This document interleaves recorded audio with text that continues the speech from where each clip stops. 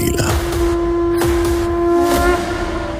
गोस्वामी जी रामचरितमानस में लिखते हैं कि नाना प्रकार से रामचंद्र जी के अवतार हुए और 100 करोड़ से ज्यादा रामायण है।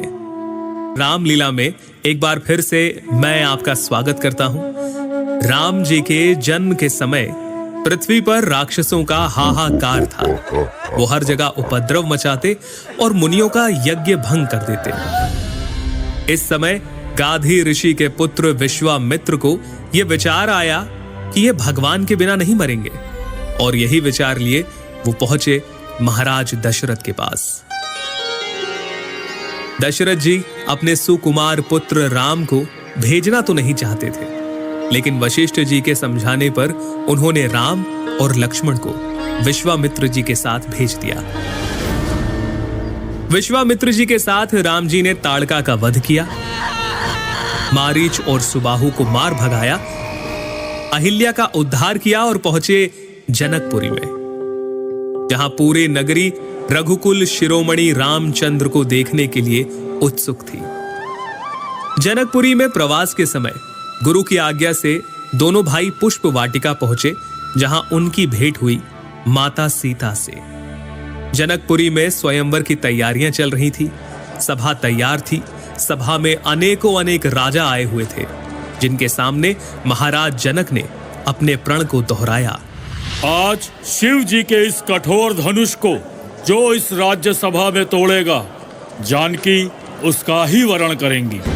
जब 10,000 राजा एक साथ मिलकर धनुष को तोड़ना तो दूर हिला तक नहीं पाए, तब जनक जी निराशा से बोले, मैंने जान लिया, पृथ्वी वीरों से खाली हो गई है।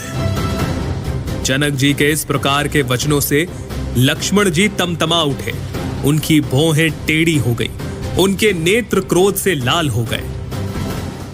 भैया, आपकी आज्ञा पाऊं तो ब्रह्मांड को गेंद की तरह उठा लूं, सुमेरु पर्वत को मूली की तरह तोड़ दूं, फिर ये धनुष क्या चीज है। तब विश्वामित्र की आज्ञा पर भगवान श्री राम धनुष की ओर बढ़ चले। धनुष के समीप पहुंचकर उन्होंने मन ही मन गुरुओं को, अपने पितरों को और भगवान शिव को प्रणाम करते हुए फुर्ती से धनुष को लिया, चढ़ाया और तोड़ दिया। लेत चढ़ावत खेचत गाढ़े, लेत चढ़ावत खेचत गाढ़े, काहू न लखा देख सब उठाड़े। तेहि छन राम मध्य धनु तोरा, भरे भुवन धुनि घोर कठोरा। राम सिया राम बोलो, राम सिया राम बोलो, राम सिया राम बोलो राम।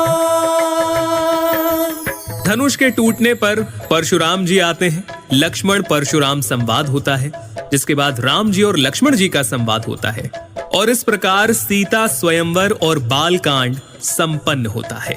आगे हम अयोध्या कांड के बारे में बात करेंगे।